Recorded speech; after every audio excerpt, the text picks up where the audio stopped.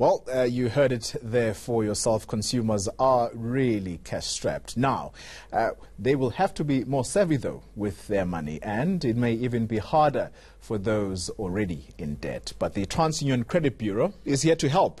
It's on a mission to teach the language of credit so that people can start to take back control of their finances. The union's senior strategy and planning advisor, that's Lesedi Masha, joins us in studio now to talk us through all of this. The reason you're here, Ms. Masha, is to help us, right?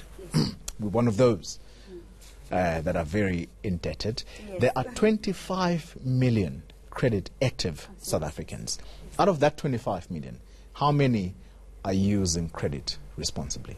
So 60% are using credit responsibly. 40% are actually managing their credit very poorly. So that's about 10 million South Africans that are not managing their credit correctly. It's no secret that consumers are indebted. Yes. The question I want to ask you is, what's the total figure owed to creditors by those who are in debt? It's around 1.8 trillion rands. South Africans owe to lenders? Yeah. Wow. And defaults and judgments? Yes. That is, that's a scary thought. It is. For any consumer. It is. The question, though, is how do you turn the situation around? Once you've had those words used in any of the documentation you receive from your creditor or from your lender, how do you turn around that situation? So I think the first thing is a consumer must know that there is help. And there is a way to get out of it if you're in the situation, and even before to avoid it. So maybe let me explain the difference between a default and a judgment. So a default occurs if you haven't made a payment in over 3 to 6 months. So what the credit provider will do is notify the credit bureaus that you have defaulted on a payment. A default will stay on your profile for a year or up to the point where you've paid it in full.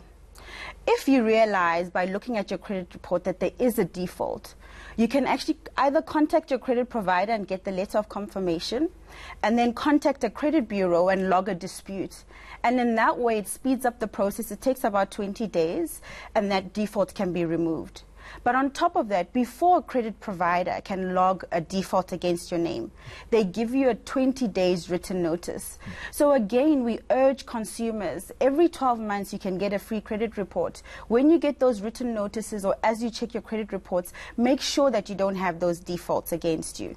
Once those names, default or judgment against your name, how does it impact on you accessing credit again? Yeah. So, I mean, it can impact you in several ways. One of the ways is obviously it will impact you if you want to make any future requests for credit. It will be harder. Also, it increases the cost of credit. So if they realize that you're not someone who's responsible for your credit, it will increase either your interest and that it will be harder and it will be more expensive for you to get credit. A third thing is it does affect employment. Now, a lot of people, whether you're applying for the financial services sector, for example, if you have a default or a judgment against your name, that will affect actually your employment and your possibility of getting that job. Let's talk about the people who give out this credit. These are the lenders now. Yes. They've often been accused of extending this credit line irresponsibly. Are they helping to alleviate this situation, or are they making it worse? I think in some respects they are helping. I mean, there are a lot of algorithms and things that go in where we check the consumer's behavior. So credit is not just freely given. There are a lot of things in the back end where credit bureaus and credit providers do go through quite a bit of information to make sure that you can manage this obligation. But at the end of the day, I mean, it is in the consumer's hands to take accountability. Goli, I didn't explain judgments. I explained defaults. Let me explain judgments. So judgments are more serious than defaults. And judgments occur when you really have not taken notice to the credit provider's written warnings, you haven't called the credit provider to make any payment arrangements, and you've failed to basically meet your obligations. So what the credit provider does is they ask for a judgment, a court judgment actually, to be issued. This happens through a summons letter. And what happens is consumers don't defend themselves. They keep quiet. We're very fearful. We don't approach the credit bureaus. And that's the word you've just used. Apparently, many people are gripped by fear because they simply don't want to know perhaps how much they are in debt. And that makes them fearful. And that puts you in a worse off situation.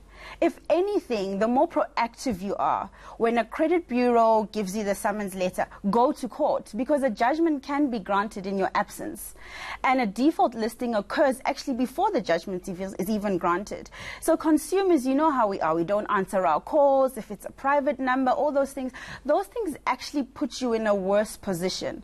So what we're urging consumers to do is, first, check your credit report. Every 12 months you get a free credit report.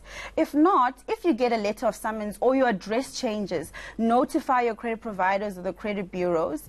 And when the letter comes in or the calls start coming in, don't be afraid to answer the calls. Make a payment arrangement so that it actually fits your wallet, rather than now you have a default against the name and all those consequences we discussed earlier are then now part of your life. Lesedi Masha. Yes, you've explained a lot, and I thank you very much.